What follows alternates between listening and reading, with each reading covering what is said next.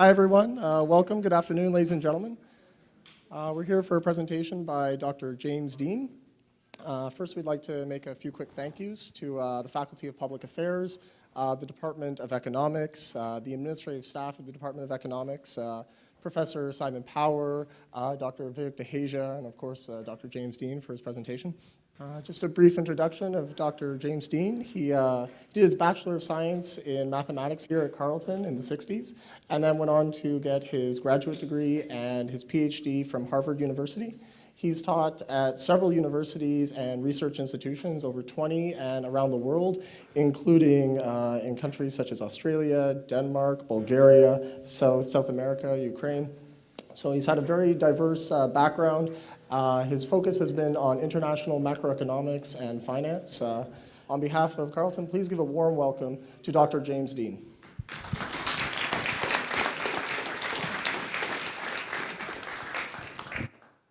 Thank you very much, Glenn. Glenn, as you know, is with the Student Society, and it's good that there's such an active student society here. So I'd like to thank you and your student colleagues.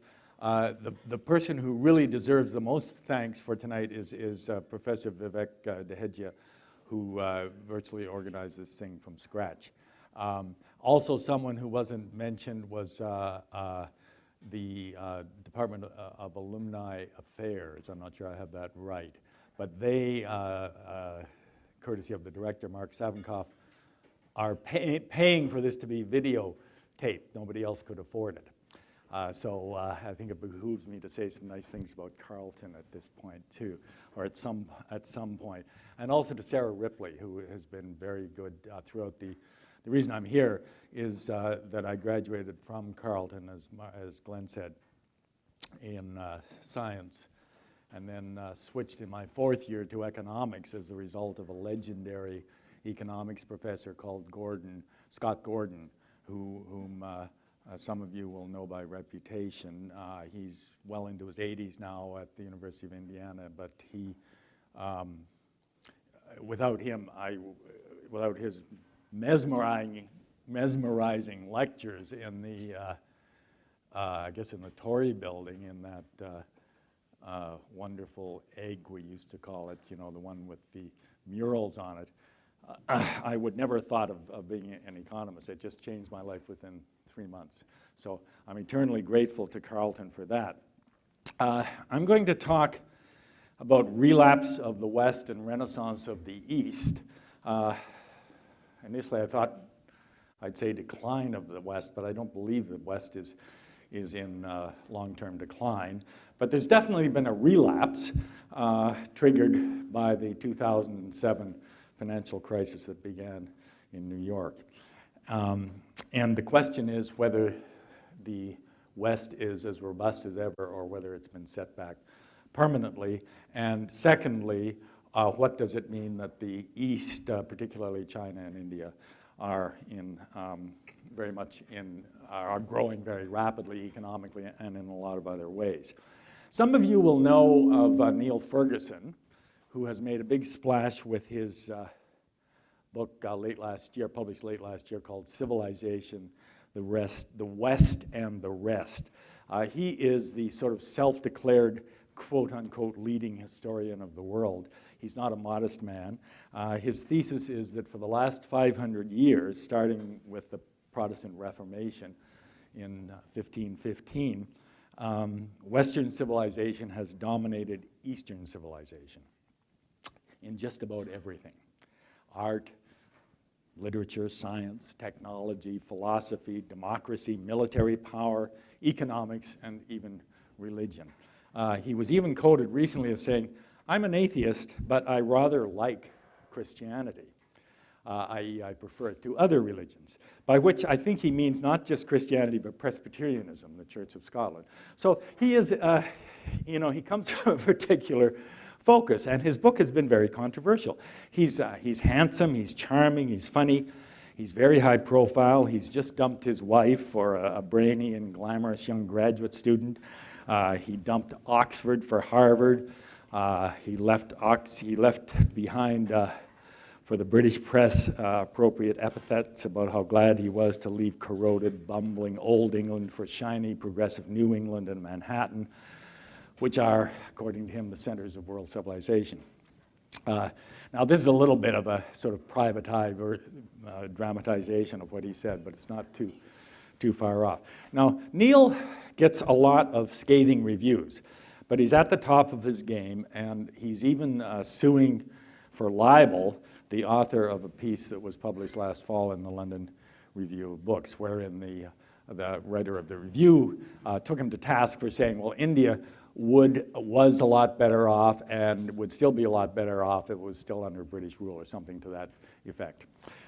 He believes that America has recently slipped ever so slightly from being top of its game, but that it should reinforce and expand its vast network of overseas military bases so as not to slip into oblivion the way that Britain did, began to do really after the Boer War, which bankrupted Britain. So he warns against that kind of decline, long-term decline that Britain went into after 1895, when he had more or less spent a lot of blood and money on the Boer War, much as the US has on Vietnam, Afghanistan, and Iraq. He doesn't believe that the blood and treasure that America has spent on Iraq and Afghanistan is terminal, nor does he believe that America has been bankrupted by the Wall Street fiascos of the last 5 years. And there are at least half a dozen other major books out there over the last 2 years that also dismiss the notion that America is in terminal decline. The first important one was Fareed Zakaria's very readable and balanced book, in my opinion, called The Post-American World, published in 2008 and been revised since then, worth reading. The theme of most of these books is that America and the West is not in decline, rather that the rest, for which we can read China and India and even Brazil, are just catching up. There's one kind of apocalyptic exception. There's a very entertaining book, hugely anecdotal, distorted, and even racist, by our own ex-Canadian Mark Stein, called After America, Get Ready for Armageddon, in which he believes that America is going down in flames and the whole world will go down with it. But that's an exception to the mainstream of these books, which give the prognosis that the rest is rising, but the West is not really in permanent decline. But despite the dominant thesis that the rest is just catching up, on the surface, the prognosis looks grim. America has now endured almost 5 years of unemployment rates of 8 or 9%, about double the average rate that they've had since the end of World War II in 1946. Middle-class incomes in the US have barely increased for 15 or perhaps 20 years. And as for the rest of the West, European unemployment has averaged almost 10% for 15 years. And in the last few months, over the last year especially, the economic and political future of Europe has been looking bleak. Japan, which is a kind of honorary member of the West, has barely grown economically for more than 20 years. So meanwhile, China, with none of the modern, enlightened civilization that Niall Ferguson and other people claim for the West, has averaged 10% growth for almost 3 decades, and India is now averaging 7 or 8%. Not to mention the other Asian tigers all the way from Thailand to Taiwan. China has achieved its almost 3 decades of double-digit growth without a Western tradition of democracy. India does enjoy Western-style democracy, but its growth hasn't been nearly as high as China's until the last half dozen years or so. So one question that one might ask is Western civilization, including its tradition of democracy, essential to sustained economic growth? You know, we've always said that in a knee-jerk way, but 30 years of 10% growth in China without democracy gives a little bit of a lie to that. But if the answer is yes, that in the long run democracy is necessary, then the renaissance of the East is not sustainable until China democratizes. But what about what I've called the relapse of the West plus Japan, as evidenced by the near absence of any substantial economic growth for most of the population of Western Europe, North America, and particularly Japan, for anywhere between 5 years and 2 decades in the case of Japan. Is this really just a relapse, or is it a slow collapse? And my answer, in a nutshell, will be that Asia will slow down, but will not implode unless China devolves into elitist demagoguery and militarism. And the West will recover as long as American democracy doesn't devolve into elitist demagoguery and militarism. And as long as Western European democracies don't bankrupt themselves in what I would characterize, and here comes my anti-German, apologies to the German embassy here, as long as they don't bankrupt themselves in Western Europe in a sort of Teutonic-led World War III of self-flagellation, by which I mean crippling self-imposed austerity, so-called austerity. So I've said it, it's the Germans who are cremating Europe, not the Greeks.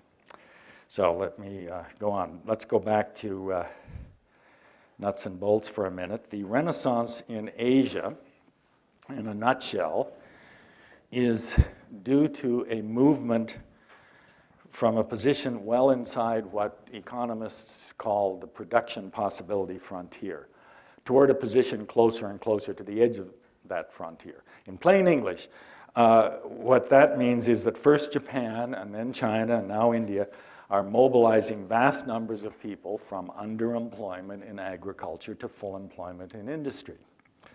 What Britain and then North America did over a 100-year period in the 19th and early 20th centuries, Asia is collapsing into 2 or 3 decades. Asia is greatly helped and speeded up by the fact that it can import the best of Western technology and education, and that in the post-World War II of GATT and the WTO and so on, globalized free trade, it can export freely to the West.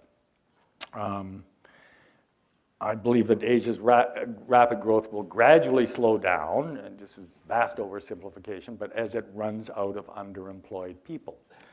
But I also suggest that it runs the danger of mass revolt if it does not address its dramatic inequalities of income and wealth. Just as the Industrial Revolution in the West led to massive inequality that peaked in the early 1900s, inequality in the East, in China and India in particular, is now much greater than in the West.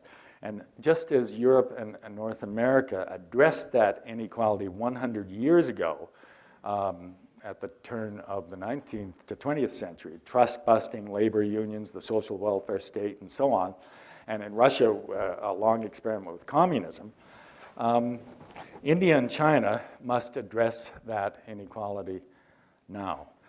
So the challenge in China, I think, is to respond to popular demands without disbanding the Communist Party.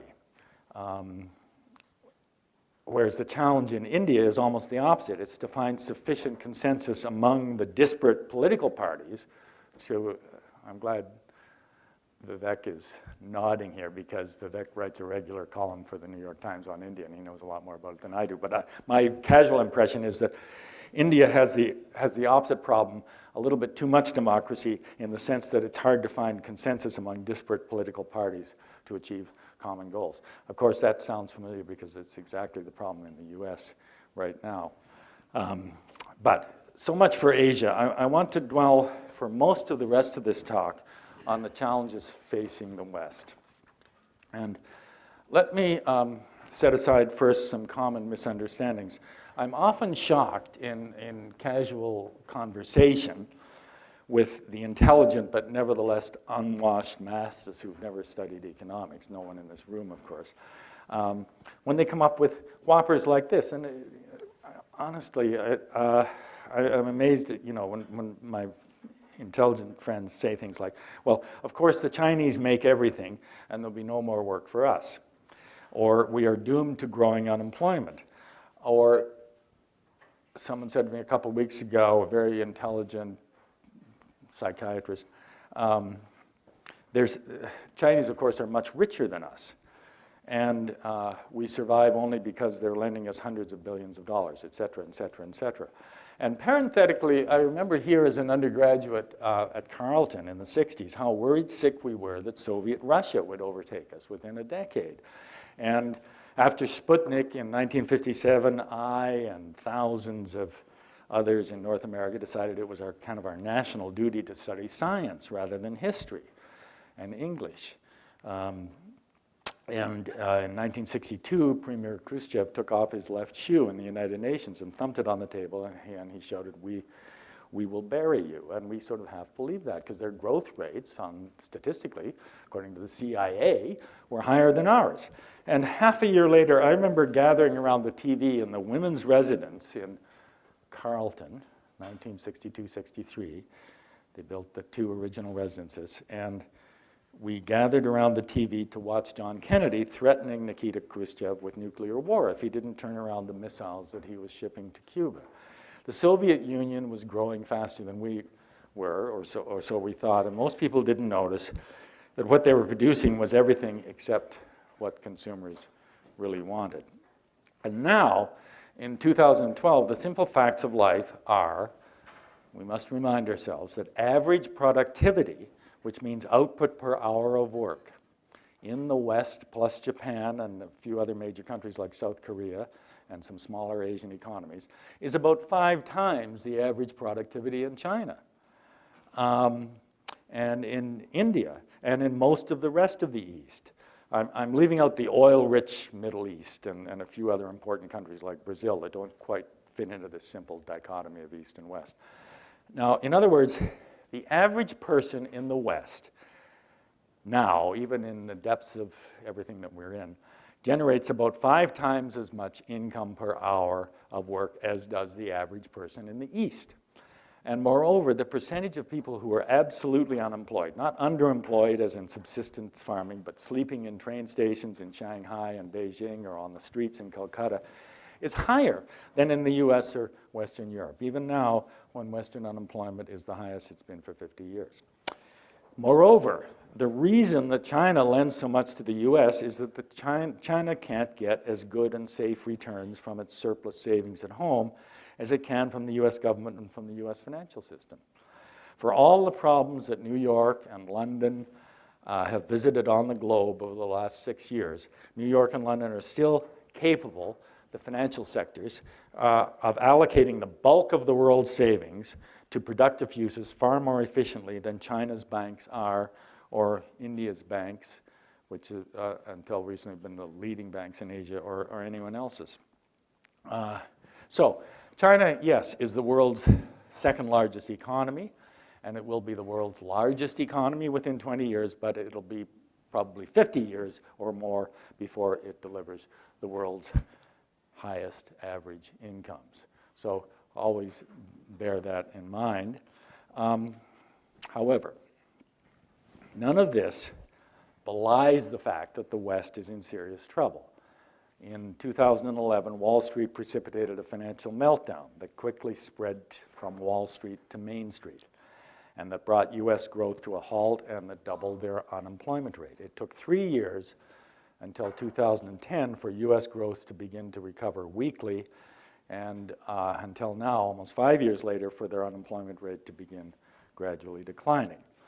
The US financial crisis of 2007 to 2008 quickly spread to Europe, but not to Canada. That's another story. We should be proud that our financial institutions were so resilient here. And it spread to Europe because a lot of British, French, and German banks and others in Europe bought toxic US mortgage-backed securities. And triggered by that, borrowing costs rose in peripheral European countries. And in 2008, Iceland and then a few small economies in Europe found themselves in trouble. The so-called PIGS, which are Portugal, Ireland, Greece, and Spain.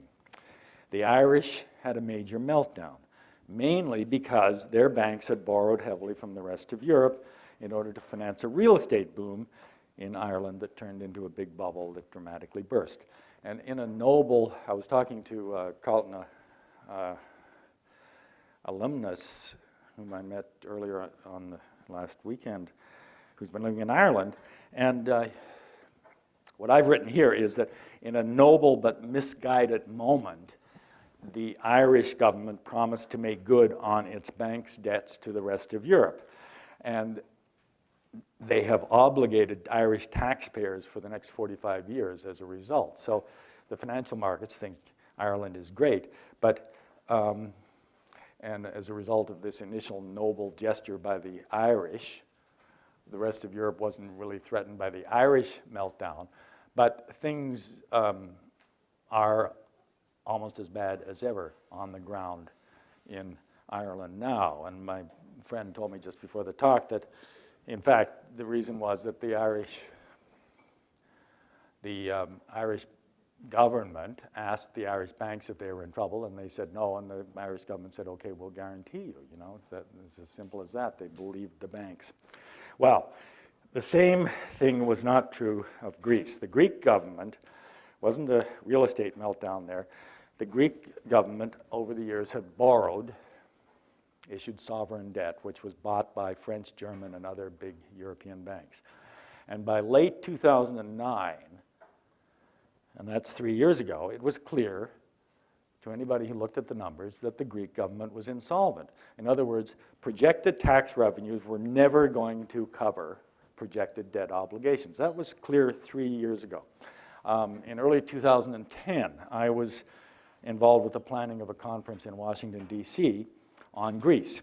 And it was crystal clear to us then that Greece was unambiguously insolvent, but also clear that the problem could be overcome if the big German and French banks at the core, as well as other important banks like the British and so on, would simply write off at most 20% of their claims on Greece. And that's, I spent a lot of time in the 80s, you know, studying the Latin American debt crisis. And what we learned from that was what came to be called the debt Laffer curve, that actually the creditors are better off if you write off a percentage of the debt. It would have been in the German and French banks' interests to write off a manageable amount, 10 or 20%. Everybody would have been better off, including the French and German banks. Now that conference, remember the snowstorms in Washington, so it never happened because there were massive snowstorms that it was unbelievable. You couldn't see across the street, so we never had that conference. But people in the, but I talked to people in the know a lot at that time, and they all knew it. Greece's entire economy is about the size of Greater Miami, Florida. Throughout 2010, to their eternal disgrace, the big German and French banks failed to mobilize a partial write-off of Greek government debt. Had they done it at that time, they could have firewalled Greece, and the panic run against the peripheral Eurozone sovereign debt, like ultimately the big economies like Spain and Italy. The Spanish borrowing costs have risen again today. That could have been forestalled with that simple, I maintain, simple gesture of just a clean write-off 2 or 3 years ago. But instead, Brussels and Frankfurt and Berlin dithered and delayed until early 2012, by which time Spain and Italy had been brought to the brink of bankruptcy, and the write-off for Greece ended up being 70% rather than 20%. And also in the intervening period, a lot of hedge funds had picked up discounted German debt, and they refused to cooperate. You know, and so now they're in the position where these holdout London hedge funds and so on are saying, no, we want 100% on the dollar because we're not obligated by that agreement. So In the broader scheme of things, just stepping back from this, what went wrong in the West? Until 2007, the West, led by the US, was growing slowly but steadily. Income per person was growing at 1 or 2% per year, more or less at the same rate in North America as in the core countries of Western Europe, France, Britain, and Germany. And this had been so with minor interruptions since the mid-1980s, after the Western central banks, led by Paul Volcker at the US Fed, and Western politicians like Ronald Reagan in the US and Margaret Thatcher in the UK, set examples for the world by lowering taxes and deregulating industry and finance. And then, again, led by the US, the IT industry took off, information technology and digital everything, in the 1990s, and US productivity growth for a period surpassed the rest of the West until the meltdown of 2007. The huge fly in the ointment of the IT boom centered in the US and Silicon Valley and so on was that nearly all the productivity gains went to the top 10%. So we've become aware of because of this Occupy Wall Street movement recently, and there's a lot, what they're saying cannot be dismissed. The gap between top executive salaries in the Fortune 500 and so on and average employee incomes went from about 50 to 1 to about 500 to 1 between 1985 and 2005. Middle class incomes were almost stagnant. The bottom 10 or 20% has actually got poorer, and got poorer in that period of sustained productivity growth in the US, where great real value was being created by the IT boom. And layered on top of that IT boom was the financial sector. So so-called Wall Street expanded by the mid-2000s to over 25% of US GDP. The financial sector, of course, was important in fueling this boom. Venture capital, remember Michael Milken's junk bonds way back, he went to jail for back in the late 1980s. I was teaching at Columbia at the time, and one of my colleagues, untenured, quit Columbia and went to work for Michael Milken and made what we thought was a lot of money at that time, until Michael went to jail, and he's now an untenured professor at NYU. So the financial sector, the point is the financial sector, yes, played a very positive role. The US had the world's best venture capital market, including junk bonds were good in many ways. And so ideas, Steve Jobs sort of ideas from garages in California could be financed, and it financed that innovation boom. But ironically, it was the financial sector that brought the boom down. And ironically, too, in some ways, it was a well-meaning attempt to help the bottom 10 or 20% who've been left out of the boom that encouraged the subprime mortgage lending that brought down the boom. Under the Clinton administration, they legislated against redlining, which meant redlining poor parts of Boston originally. And it became, there were enormous regulatory incentives to lend subprime to poor people.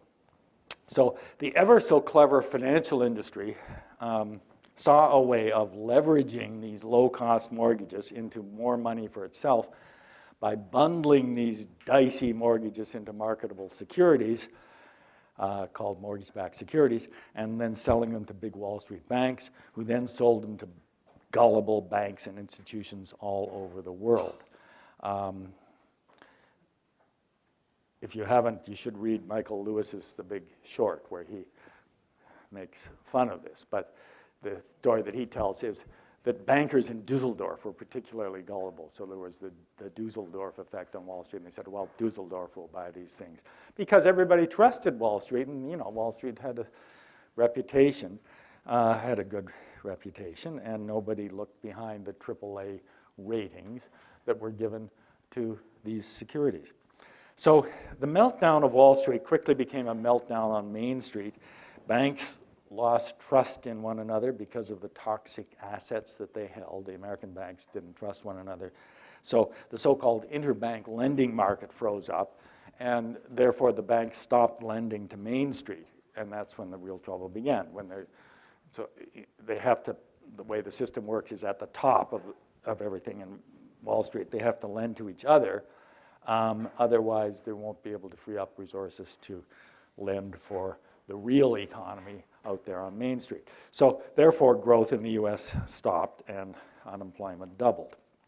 Now, the US problem exposed bubbles in European real estate, notably in Spain and in Ireland, and also focused attention on government overborrowing by Greece, Portugal, and then Italy. So in some sense, it was Wall Street that triggered the whole problem and the globalization of these securities that focused the security market's attention on these weaker peripheral countries in Europe. So who was to blame? Well, I believe, this may not be quite God's truth, but because many, if not most economists will disagree with this, but I believe that professional economists deserve a good deal of the blame. I also believe that politicians deserve much of the rest of the blame. But I believe that the meltdown of the West and the debacle that's now enveloping Europe was almost entirely avoidable. The West remains the most well-educated, innovative, and productive part of the world, and the West has simply shot itself in the foot. Economists, I believe, bear a good deal of the blame because of three massive analytical and ideological, I don't know what to call them, oversights, mistakes, assertions. The first ideological assertion was to ignore income distribution. Now, we've always kind of ignored income distribution. It's very hard to analyze income distribution. So we tend to sweep it under the carpet in favor of looking at efficiency. It's hard to square efficiency with the doctrine that, or income distribution rather, with the doctrine that unfettered labor markets deliver maximum aggregate productivity. And secondly, that the so-called fair wage is analytically impossible to define and in practice, dangerous to implement. And this brings me back to first course I took in economics, 62-63, the first and only course I took as an undergraduate from Scott Gordon. And he was mesmerizing. He said, okay, here's where the supply of labor intersects the demand for labor. That's the efficient wage, and all kinds of reasons why it's efficient. And then he said, well, it's not necessarily the fair wage, because you can have circumstances like in Dickensian England in the 1840s where there's a flood of people in from the countryside and England was one giant slum. And by no stretch of imagination were they being paid a fair wage, and it led to all kinds of things. And then he would quote from Dickens and throw off a Latin phrase or two and then go back to his lecture. And interestingly, when he was hired away from Carleton, he had a joint appointment with the Department of Victorian Studies and Economics. So that was Scott. But flash forward to recent times, and you had the likes of Joseph Stiglitz, a Nobel Prize winner, who is archly hated by about half the economics profession, but he's a brilliant man. And Edmund Phelps, also, really denigrated by half the economics profession, also got the Nobel Prize. They've been writing about the fair wage. Stiglitz had the courage to write a book called The Fair Wage or something like that, And Stiglitz writes elaborate schemes about actually paying people a fair wage, and rather it's sort of like legislated unionization and so on. This goes against the grain of what most economists believe. But we don't know what to do about it. All we know is that industrial revolutions and post-industrial revolutions, like the IT boom of the last 15 years, lead to vast fortunes being made and do not distribute most of the gains to most of the people. And that was true in the 19th century with the Industrial Revolution, and it's been, and income distribution in the US particularly, but also in Canada and Britain and much of Western Europe, has deteriorated in the last 15 years because we're into a new industrial revolution where fortunes are made and the kind of regulation and corrective mechanisms have not been instituted. Now, the second massive mistake, I think, was to place total trust in the efficiency of unfettered financial markets. And here, Alan Greenspan, who for a time was revered because he had the wisdom, we said to keep interest rates low and unemployment was falling, but it wasn't inflationary and so on, thanks in part to China and everything. So he was much applauded until this meltdown. Alan Greenspan said things before the meltdown like, isn't it a miracle of modern financial markets that banks no longer have to hold 8% capital, have an 8% equity ratio? We in New York can lower it to 4% because all these securitized mortgages that they're holding are rated AAA by Moody's. And also AIB, the world's biggest insurance company, is insuring them. And so what's to worry? And he actively ignored 50% of the financial sector, which was not under his purview, the hedge funds and everybody else, and actively encouraged the banks to lower their equity ratios. When here in Canada, what's the name of our financial regulator, Julie Dixon, marvelous world-leading financial regulator, was calling our half dozen banks together and saying, increase your equity ratios, and we ended up with the best-ranked banks in the world. So Greenspan, had this blind ideological faith in the efficiency of financial markets, and he was wrong. He was reading Ayn Rand rather than Joseph Stiglitz. Joseph Stiglitz, in the 1980s, was writing highly mathematical, serious academic articles on things like moral hazard, adverse selection, asymmetric information, and so on. Got the Nobel Prize for that.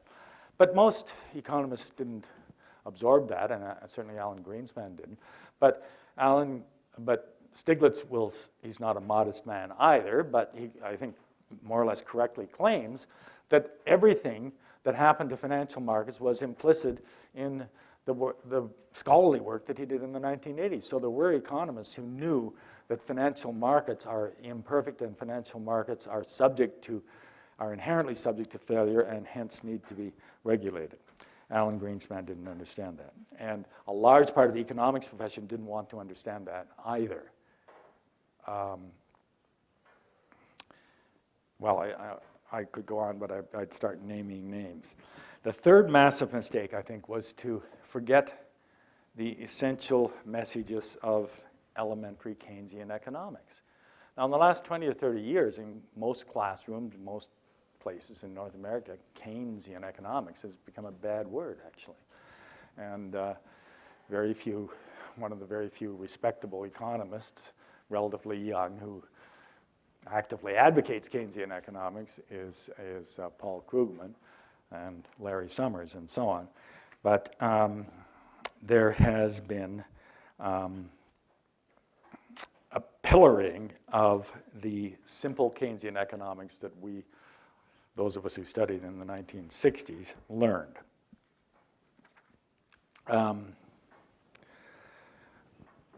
I think the thing to bear in mind is that once unemployment, or once the meltdown in the financial market spreads to Main Street, the so-called efficient allocation of labor and capital is completely insignificant compared to the grossest inefficiency possible, which is total unemployment of labor and capital. So if you have total unemployment, the Keynesian message is simple, that when consumer and investor confidence is so broken, or what Keynes called animal spirits are so broken, that lending and spending stops, then there's no alternative to government spending. Government must spend more than it takes in taxes. Government must stop saving and start borrowing big time.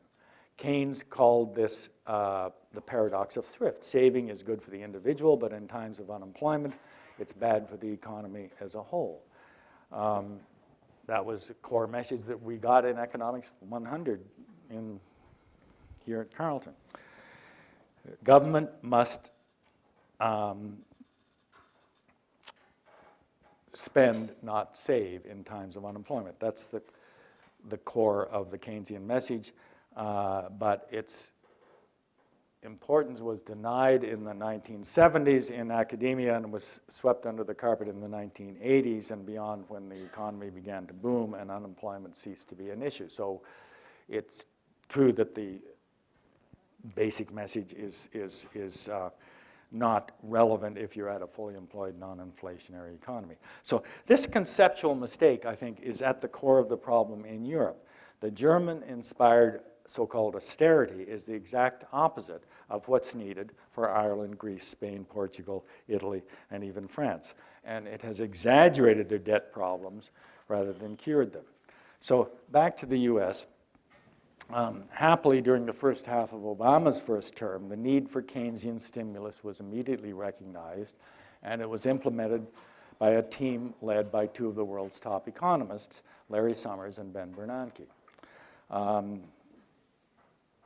If any of you saw the Facebook movie, you'll remember the person who played Larry Summers when he was president of Harvard and told the Twinklebass twins or whatever to get out of his office, that they were wasting his time when they when they complained about Mark Zuckerberg's Facebook plans. So Larry Summers is just as nasty a piece of work as is portrayed in that film. But he's a brilliant economist, and he recognized, and he was the principal economic advisor to Obama in the first 2 years of Obama's term, and he was a key designer of the Obama stimulus program. So by the summer of 2007, the job losses had been stopped. The US stopped losing jobs in the middle of 2009, and the fragile, they used to call them green shoots of recovery, were sprouting. And Ben Bernanke, who is known in academia as a leading student of the Depression and also a leading student of what went wrong in Japan, moved beyond conventional monetary policy to quantitative easing. And all of that, in my opinion, was quite correct. And what stymied the US recovery was the midterm elections of November 2010 and the rise of the ideologically driven Tea Party Republicans. So the Obama stimulus program was paralyzed, and any hope of correcting the long-term budget deficit by even modest tax increases on the top 10% and in other ways, or tax reform, has been stymied. There's another failed meeting just today in Washington where the new Republicans are so ideologically driven that they will not compromise. So let me end my rant and rave about the self-inflicted relapse of the West by saying just a few words about the debacle in Europe. Greece, as I say, an economy the size of Greater Miami, has been allowed to threaten an economy larger than North America. The Eurozone, larger than that, the European Union, even countries outside the European Union, like most of the former Yugoslavia and like Ukraine.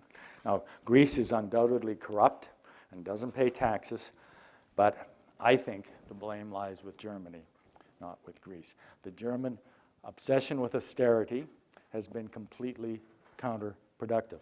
Last weekend, the voters revolted in Greece, and they revolted in France.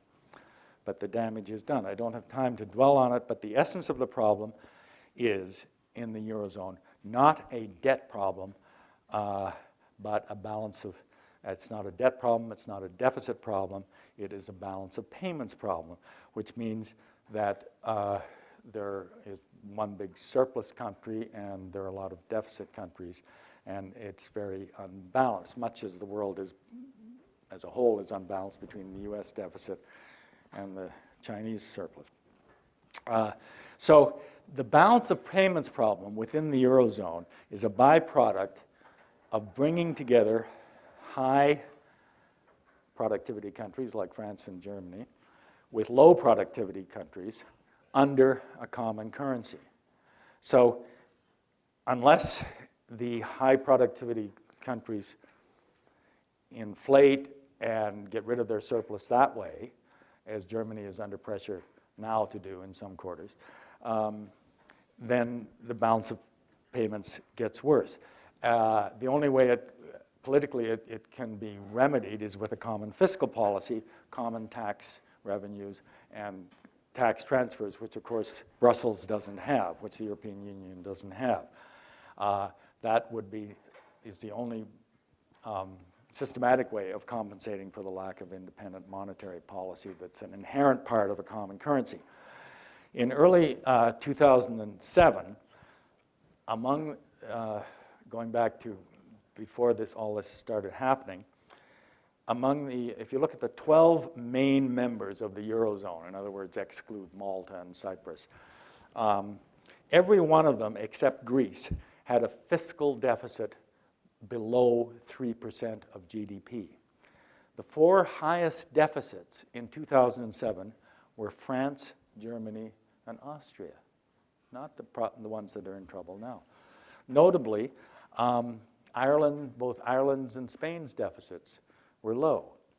The 2007 to 2009 global financial meltdown triggered a real estate collapse in Ireland and Spain that did cause their deficits to balloon, but Italy's wasn't, which is a much more important country, wasn't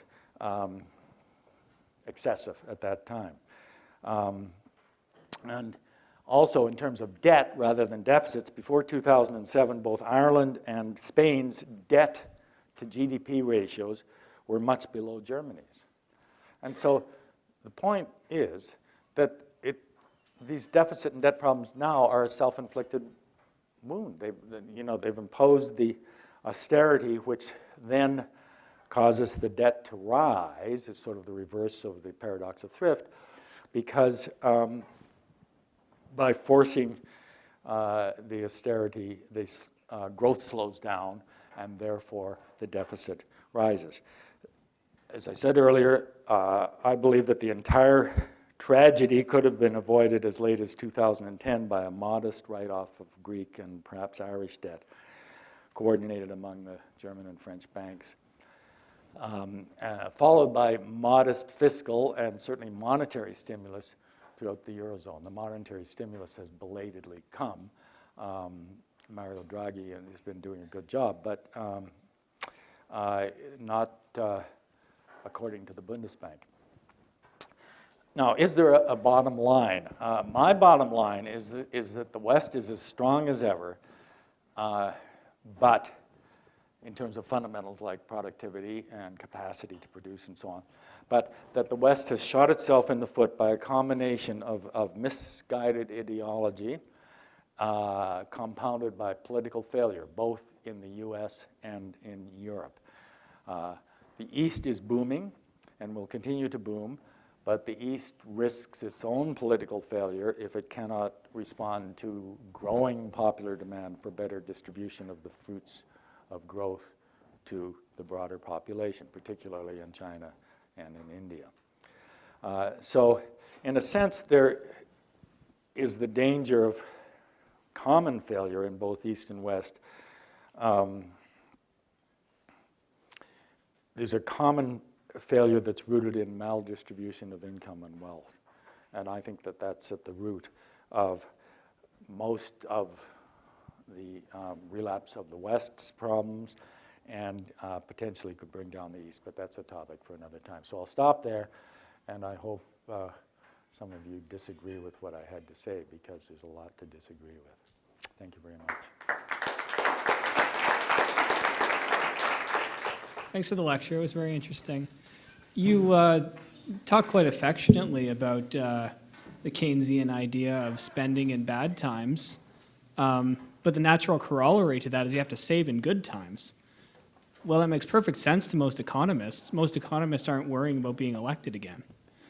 And I think it's observable in the political sphere that it's a lot easier to spend in bad times than it is to save in good. And self-described Keynesians, politicians, never seem to do that. Do you think that when the economic theory bumps up against the political realities, maybe kind of pokes a hole in that idea of Keynesianism? It does, and I mean, and that's the fatal flaw in Keynesian economics as it 16 trillion is a big number. as it has been practiced. It's also true that growing countries can run deficits forever, as long as they're growing faster than the interest rate. So that's sort of a simple little piece of arithmetic, that if you're growing and you borrow in and use and invest the money in assets such as higher education and infrastructure that yield higher growth than the interest rate you're paying on the debt, then you should remain in debt. You should borrow continuously. And in a sense, that's what the U.S. has done over most of the post-war period. It's been a healthy economy with high growth rates and very safe venue for investment, and it has been able to borrow cheaply and invest, by and large, productively. I think where the U.S. has gone wrong is when it started to borrow in order to finance large wars, which are not productive. So it's not true, literally true, that you have to run surpluses to match every deficit if you're growing fast enough. I mean, one of the strange paradoxes of our modern world, of course, is that China is a very poor country with a very high growth rate, and it's a lender rather than a borrower. So the logic of what I just said suggests that China should be borrowing big time, not lending. But part of that paradox is resolved by the fact that China is borrowing. China is the world's largest recipient of foreign direct investment, so it is borrowing to that extent. The problem is that China is not only receiving foreign direct investment, which is a form of borrowing, but it is also saving on its own account big time. You know, so household saving is 35% or something in China. And so the result is that China has more capital than it is capable of allocating through its banking system, which is still not fully developed. Therefore, they offload the surplus to the U.S. Treasury. So China, by all rights, should start running deficits. Probably Germany should too. Yeah. Thank you. Hi, I wanted to comment or ask a question about the comparison of Canada's banks to international banks. Yeah. And we've heard over and over again how great Canada's banks are. And of course, Mark Carney has gotten more power in the international world too. But it seems like there's still a huge barrier into, I guess, renovating international banks so that they are more similar to Canadian banks. So what is the huge, I guess, problem with making that change? I mean, why is it that American politicians can't point at Canada and say, look how they're doing? Why can't we do that? Like, why can't they do that? Yeah, I mean, that's a very good question. Of course, Americans have 3,000 or 4,000 banks, and we have 6 or 10.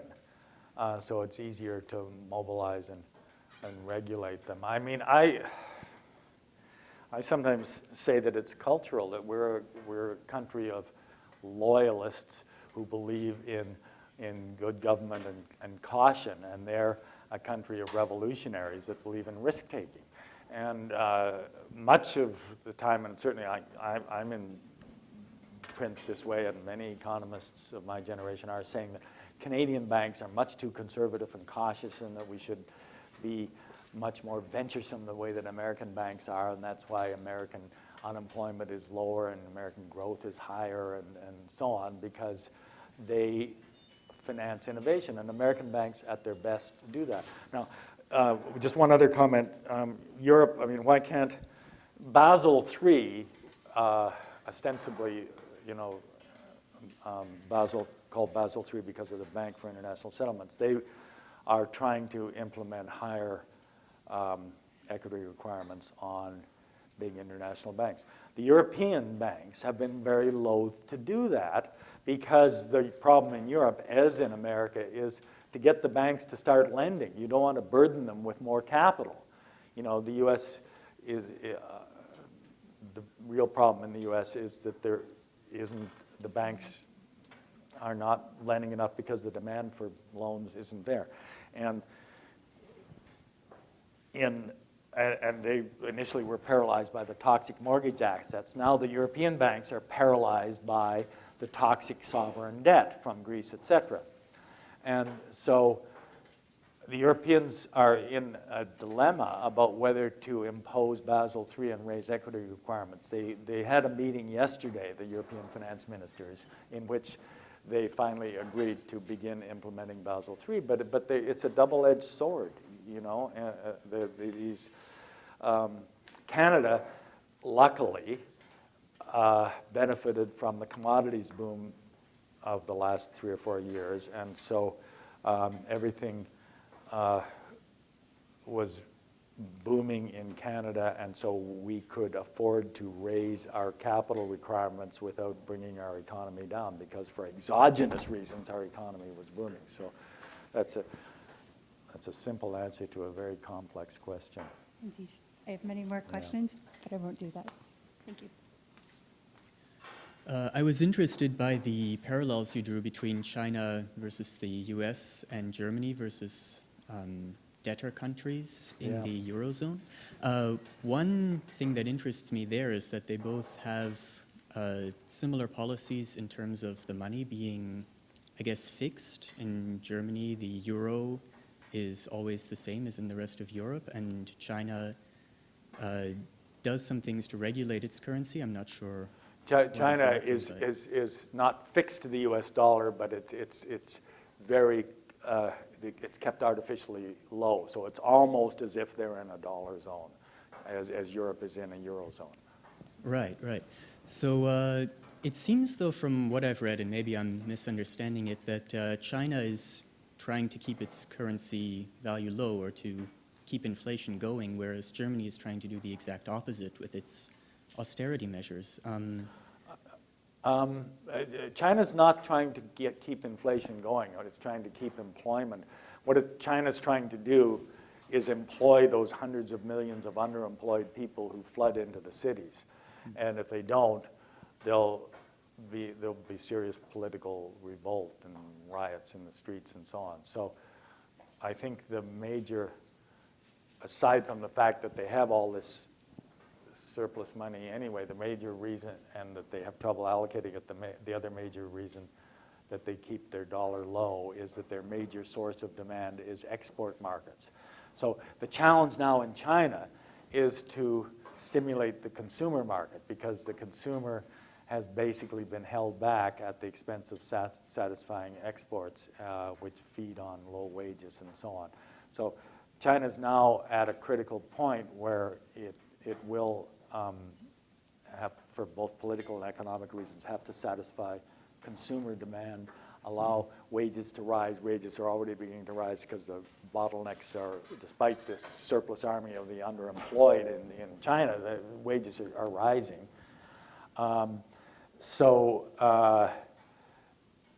Back to your original point about the undervalued currency, they are letting the currency gradually rise, but I don't think it's in their self-interest to allow it to rise to a market level just yet. And I think it's actually wrong of us to blame them.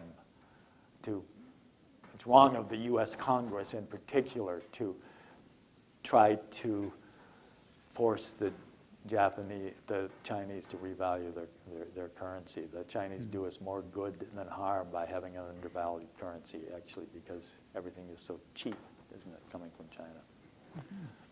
Thank you. Yeah. So to begin, I'm a huge sympathizer with Niall Ferguson, so I apologize you're an if arch I conservative come off then. a little negative. You mentioned a few times at the very beginning anyways that democracy is something that is almost necessary for economic success, and it seemed to me that you were suggesting that Niall and Weber and others were also saying this, and to my understanding that's not true. They suggest that the rule of law is necessary and that private property rights are also important, but democracy does not necessarily have to be in the political economy. So communism may, in fact, still work. That's a good point.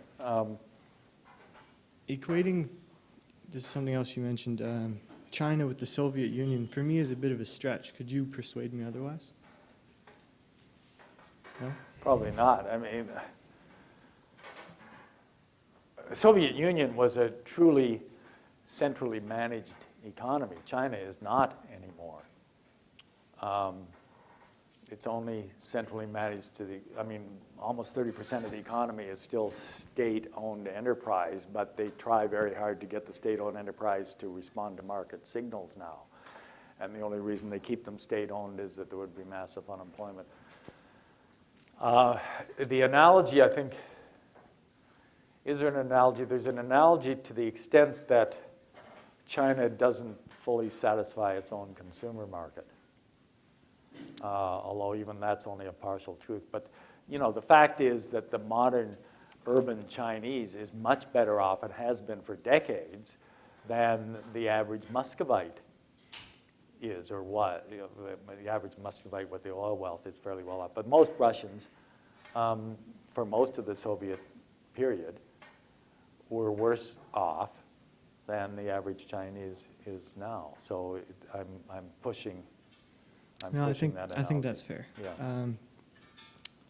I'll ask another one in private, but the last question I have, you said, and I quote, "I believe that the West is still the most capable, innovative, and productive force in the world," unquote.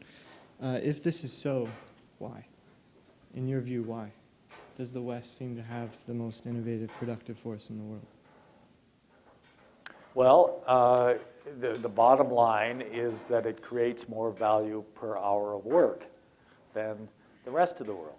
So it's not just in the US, but it's also productivity measured as output per hour is the same is very high in France and in Germany. It's just that they work shorter hours there. But so we're unambiguously more productive in terms of producing what people want. Are we more innovative? Thus far, yes. But India and China are catching up rapidly, and they have huge growing universities. But the bottom line is that still, if they can afford to, they prefer to study here. They'd rather, study in Ottawa than in Beijing. So that's sort of the proof of the pudding in a way, that they believe that our universities are at this point foster creativity more than theirs do. And I think by and large they do, despite the fact that they know more mathematics at an earlier age and everything else than we do. There's still something about the Western tradition that fosters independent thinking, which gets us back to the democratic tradition as well. Having said that, I've given lectures, lots of lectures in both China and India. It's always more interesting to lecture in India because you get a lot more talk back, and people are not afraid to speak out, and the idea of debate is very much now ingrained in democratic India. And so in some senses, India should be more innovative than China. It's just that, is it more innovative than China? How do you measure that? Patents. But China is a more successful exporter, which doesn't necessarily say much, but China is more productive in terms of output per hour, but you could argue, I suppose that's borrowed technology, is it?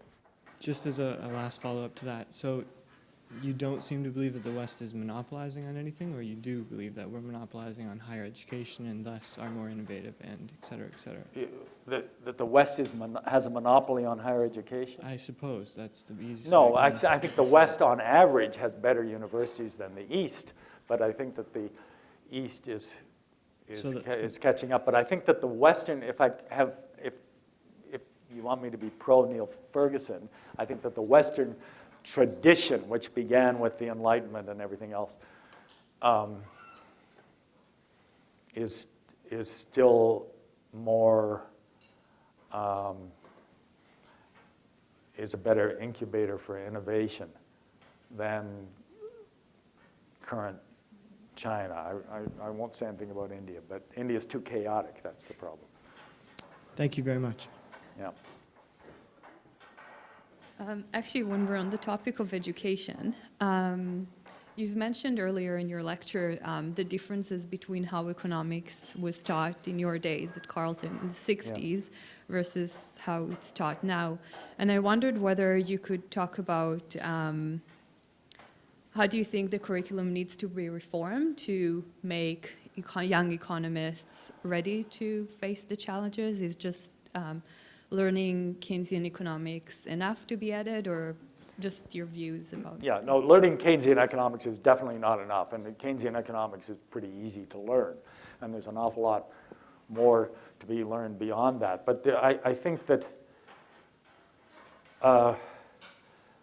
where economics, to some extent, has gone astray is that it's become formalized in terms of ever more complex mathematics to the point that the average person, not if you're Joe Stiglitz, but the average person doesn't have, who studies economics and gets to be very good at mathematical economics, doesn't have an intuitive understanding of the way economies work. I mean, I know that I did my degree in mathematics here, and it took me a couple of years of graduate school to get, or more, to get any intuitive understanding of it, because when you go to graduate school, it's all math. And I had no undergraduate education except for Scott Gordon's one principles course, you know? And so it wasn't until I started teaching undergraduates that I grasped. So I think an undergraduate education, which is less technical than a graduate education, is very important. And I think we have to be very careful to guard verbal explications of economics and never lose sight of that and not bury it with too much mathematics. What's gone wrong with the profession is an enormous amount of prestige in using a lot of math, and it does contribute to understanding to some extent, but I think it's wasted a lot of good minds as well. So, as I say, great minds transcend that. So you have people like Krugman, the Stiglitz especially, who are very good mathematicians, who are now very articulate as well. But they had to go through all those hoops in order to get the Nobel Prize and be taken seriously. Thank you. I enjoyed your talk. I pretty much agree with almost everything. However, I wanted to sort of point out a little thing that, as I understand it. Now, you pretty much said that there's two basic failures in the Western system: a lack of ideological and political. Now, to me, the failure is not just those two. It's more of, you can sort of say, several things. It's more a lack of discipline and regulation. Because you take two industries, the financial industry and the political sphere. Those are very much short-term. It's a very, you highly discount the future. It's more of, you have to get elected if you're a politician, or you're through executive compensation and through high bonuses. It's a short-term. We have to have a good quarter. Yeah. In terms of academia, because you kind of have a little bit of moral hazard. You have, especially in elite universities in the U.S., Columbia, Harvard, you have professors that are going to work in the financial industry afterwards. So you sort of have these two problems: lack of discipline and regulation. And if you believe that this is to an extent true, how do we fix that? Yeah.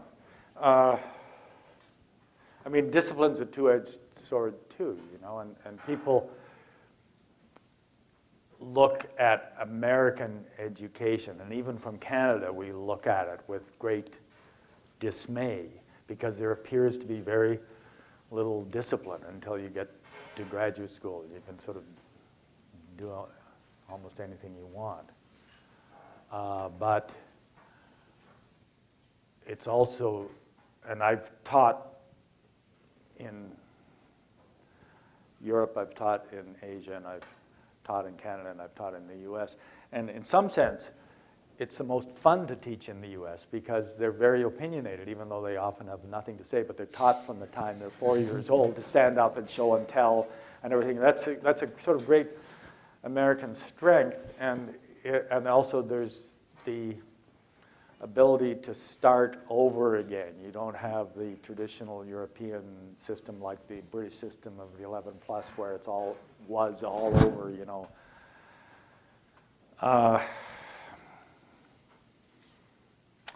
But, and also, you know, you're talking about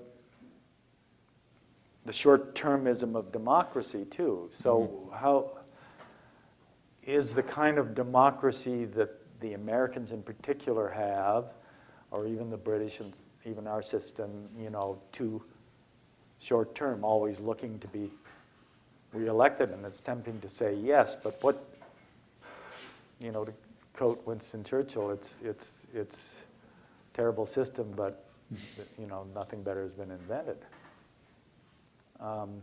So I don't know the answer to it. I mean, do you, there are people like Lee Kuan Yew, you know, the great leader of Singapore, who argue for a middle way and argue for Asian democracy and say that we in the West dictating parliamentary democracy and republican democracy and so on are leading Asia astray.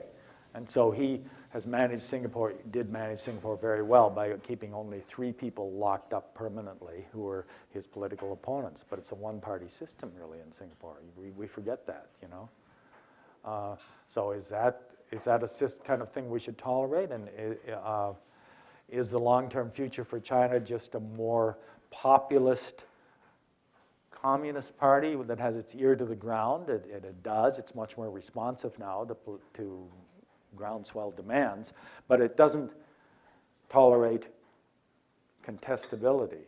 There was a great political scientist, his name was Dahl, I think, who would characterize democracy on a 2-dimensional graph. On one graph was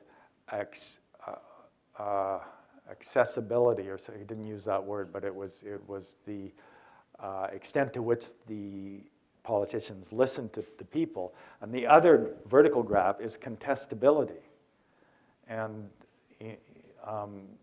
there's all kinds of space in that 2-dimensional space between more contestability and less accountability, or the reverse. And it may be that Asian democracy is evolving in the direction of less contestability in the sense of almost a one-party state, but more accountability.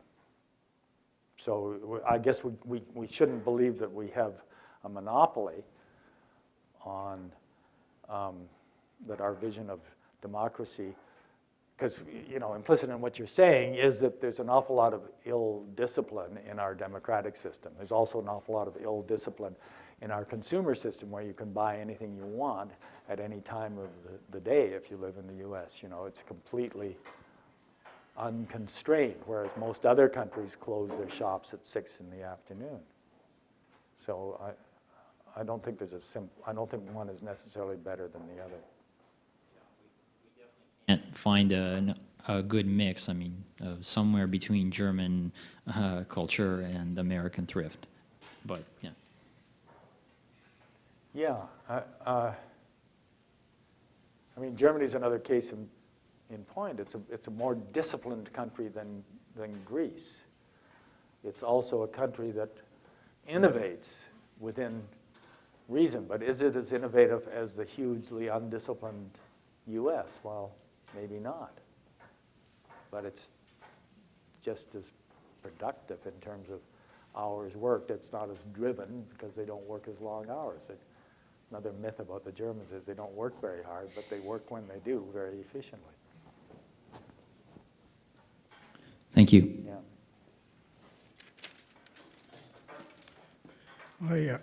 Thank you very much for the very enlightening talk, by the way.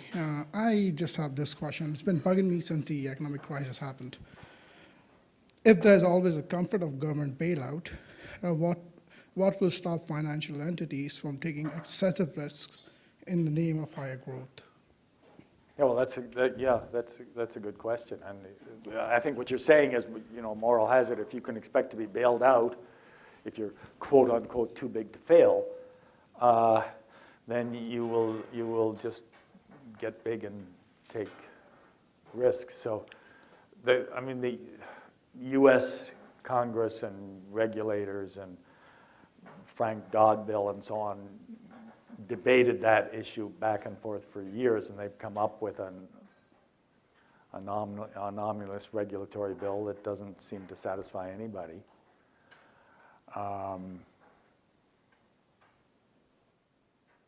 Somehow, you know, we have come up with a system in Canada that has led to a sound financial system that doesn't guarantee banks against failure, but part of the reason is oligopoly, which is a bad word in economics, that you know, they make fat, protected, semi-monopolistic profits. They're not pushed to the edge. So we don't have to cope with the issue of bailing out banks the way that the U.S. does. Apparently, it was in the news that the Canadian banks were actually bailed out. When? I think about a month ago, but it was very hush-hush. It was not really in the news. There's a big article. If I can't find it, I'm a student of Professor Vivek Deja, and I could send him that article, and maybe he can forward it to you. I'm not sure. I mean, it depends what you mean by bailout. We do provide liquidity relief to banks, and maybe. That's what it was. That I is mean, what it was. there is a time bomb in Canada, of course. We now have a bigger debt ratio, household debt ratio, than the U.S. And most of that's in mortgages and credit card debt. And so that will come back to hurt the banks if we're not careful. This is what Mr. Carney keeps talking about. Yeah. Thank you so much.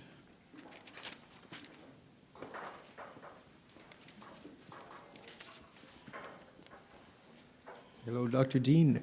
Yeah, hello again. I'm curious to ask, what do you think may happen in Europe? I think it's a pretty complex situation over there with the large debts in some countries and the emphasis on austerity, which is being put forward especially by Germany. Then you've got these, in some countries, you've got these big debts that have been run up by the governments. And the recent elections, Greece and France, it seems now like there's a push coming from the people in the direction of stimulus and growth. Yeah. And that's already coming into conflict with Germany and other forces that are favoring austerity. And then you've got these big debts that, you know, could take years and years to pay off in some countries. So Yeah. are you willing to hazard a guess about how things may go or what might happen? Well, I think it'd be good for all of Europe if there was more stimulus from the core, beginning with the central bank. I mean, the idea that there's an inflationary time bomb at the center of Europe, at the European Central Bank, is a complete myth propounded by the Germans, some of the Germans, the people in control of the Bundesbank and so on. But so I think that the fact that Hollande has won the election in France may, in the end, be good for Europe in the sense that Mrs. Merkel will be forced to at least add a growth agenda to the austerity agenda.